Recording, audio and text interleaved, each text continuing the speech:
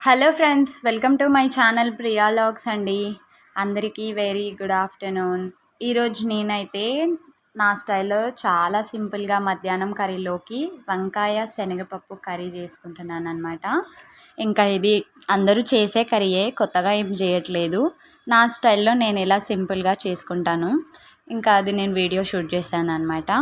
So ముందుగా దీనికైతే మనం గిన్నె పెట్టేసుకొని దీంట్లోకి 4 టేబుల్ స్పూన్స్ వరకు ఆయిల్ వేసేసుకొని ఒక పెద్ద సైజ్ ఆనియన్ కట్ చేసుకొని వేసుకోవాలి. దీంట్లోకి గ్రేవీ కోసం ఆనియన్ కొంచెం పెద్ద సైజ్ వేసుకుంటేనే గ్రేవీ అనేది బాగుంటుంది. 2-3 పచ్చిమిర్చి, కొంచెం కొత్తిమీర వేసుకొని ఇలా అంతా ఒకసారి బాగా కలిపేసుకోవాలన్నమాట.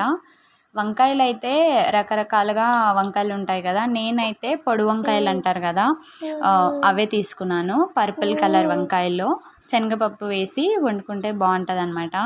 సో దీంట్లోకి ఆవాలు, జీలకర్ర ఇలాంటివి కూడా వేసుకోవచ్చు, కరివేపాకు అవి నేను వేయలేదు.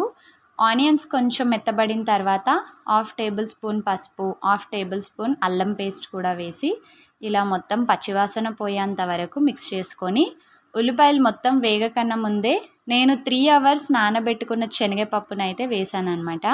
నానబెట్టుకోకుండా డైరెక్ట్ వేస్తే పప్పు అస్సలు ఉడకదు, తినేటప్పుడు బాగోదు.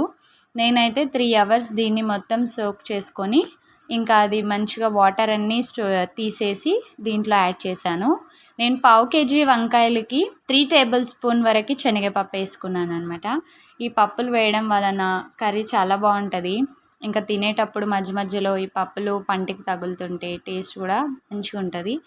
పప్పులన్నీ ఒకసారి ఇలా కలిపేసుకొని కొంచెం వేగిన తర్వాత వంకాయలు తీసుకొని ఇలా ఉప్పు వాటర్లో కట్ చేసుకున్నాను. నేనైతే ఇలా కట్ చేసుకొని దీంట్లో వేసేసుకోవాలి.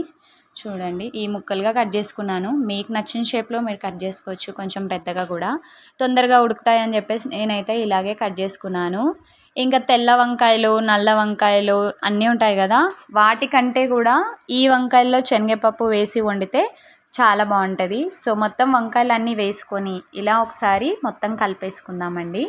పసుపు, అల్లం పేస్ట్ అన్నీ మిక్స్ అయ్యేలా బాగా మిక్స్ చేసుకొని ఇంకా దీన్ని మనం మూత పెట్టేసి మగ్గించుకోవడమే.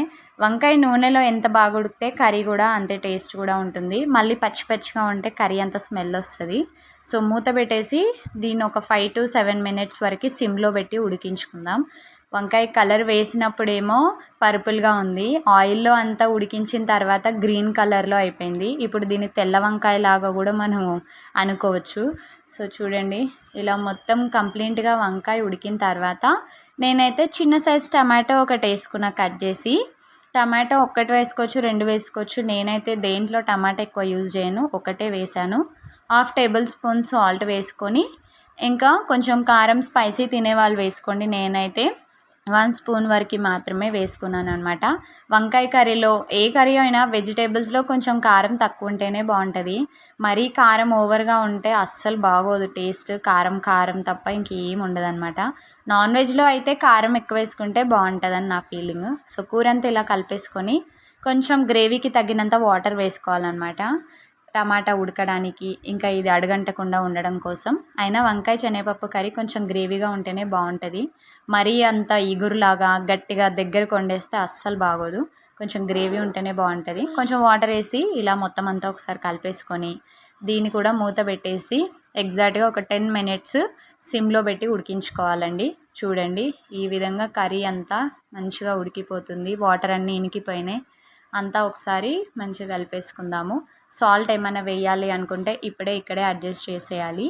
సో నేనైతే మొత్తం కలిపేసి ఇంకో 2 మినిట్స్ మాత్రం మూత పెట్టేసి ఉంచేస్తే మన కర్రీ అయితే కంప్లీట్గా రెడీ అయిపోతుంది. మా ఏరియాలో కొత్తిమీర వచ్చేసి 30 రూపీస్ అంట అండి, నిన్న మార్కెట్లో అడిగాను. అందుకని ఇంకా నేను కొత్తిమీర లేకపోయినా పర్వాలేదని ఒకటే కట్ట తెచ్చాను, ఇంకా గార్నిష్కి అయితే వేయట్లేదు. సో ఫ్రెండ్స్, కర్రీ రెడీ అయిపోయింది. వీడియో నచ్చితే లైక్ చేయడం మర్చిపోకండి. బాయ్.